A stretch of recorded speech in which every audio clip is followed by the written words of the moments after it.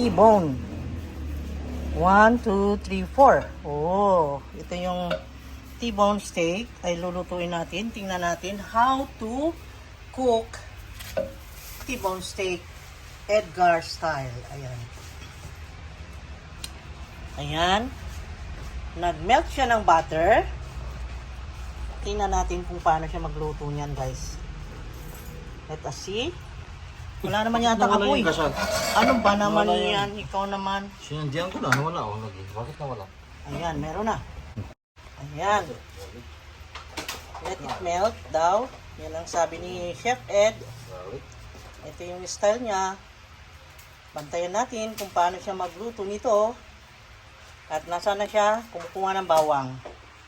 Ayan. Ito ay nilabas ko galing sa freezer kanina, guys. At ayan, malambot na. Siguro nag-stay siya doon sa labas ng 2 hours. Kaya ayan, na-melt na. Okay na, ready na. At ito na-melt na rin. Ayan. So, ganito siya magluto. Tingnan natin, bantayan natin. Imamarites natin ang kanyang bistek. Ang kanyang T-bone steak. Imamarites natin. Oh, see? Ngayon, oh, ano yan? Secret niya ay garlic. Ayan.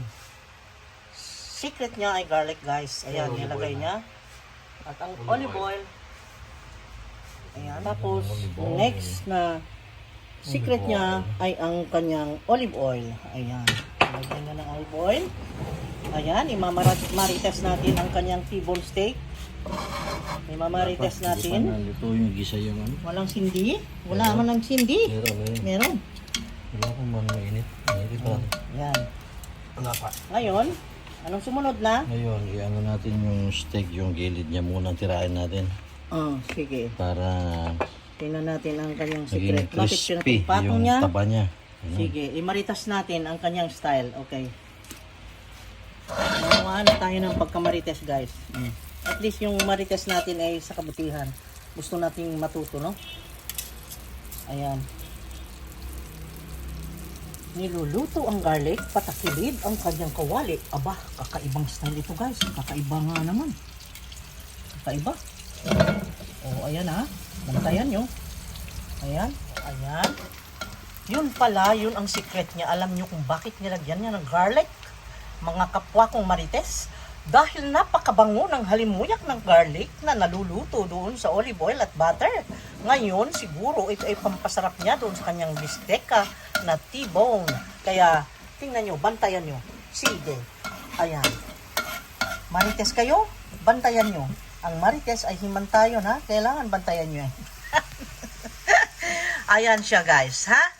So, bantayan. At saan na nakalagay yung kanyang bawang? Aba, inalis niya ang bawang. Oh, ayan, nabantayan natin yun. Naalis niya yung bawang nung naluto. At ngayon ay Itagilid natin itong itatagilid daw niya yung T-bone.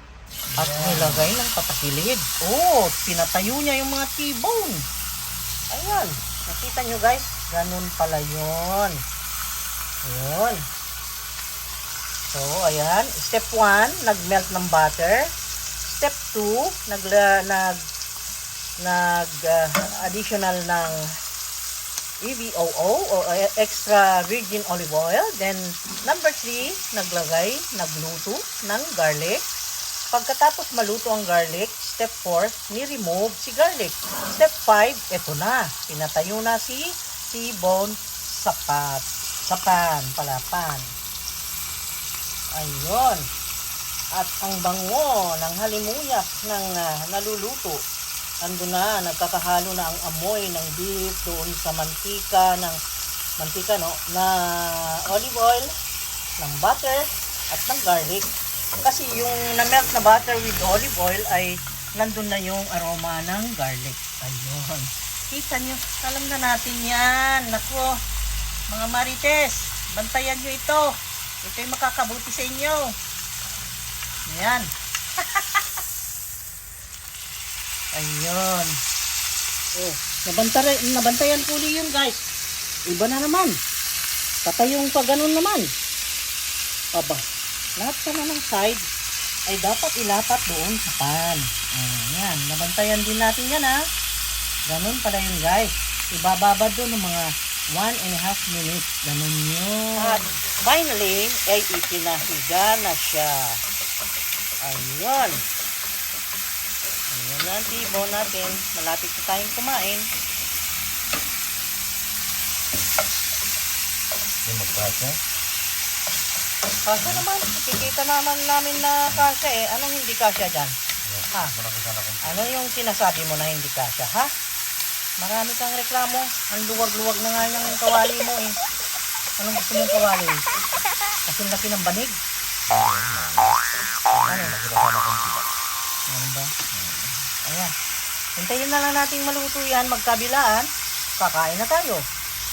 Siguro, let's say, in every side, mga ilang seconds pa. Ano bang gusto mo? Medium rare?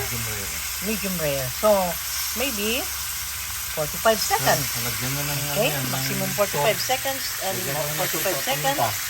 And then, salt and pepper. And then it's done. Okay? Ganun kadali pala ang pagluluto ni Chef Ed ng T-bone. T-bone.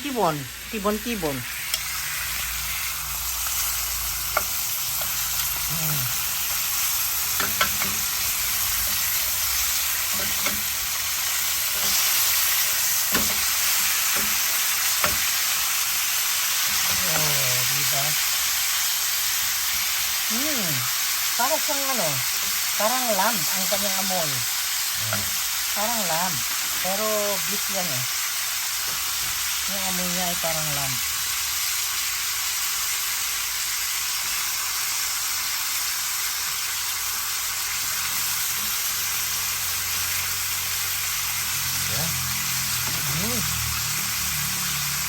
Sarap. Okay, ready na yan. Kasi kung overcook naman siya guys, magiging para siyang rubber. Magiging rubberized siya. That's why hindi natin sobrahan. Okay, ganyan lang. Luto na yan.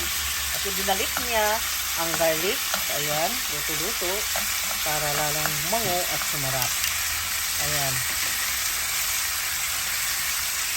Kunti na lang. Mga 20 seconds na lang. And then it's done. Ayan. Okay. Okay. Let's eat.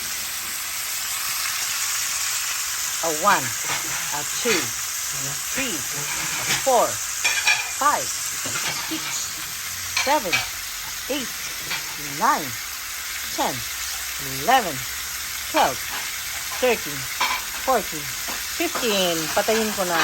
Yes, patay. Ayun. Tapos ang ating niluluto. Ganon kadali ang magluto ng T-bone steak. Okay? So, alam nyo na.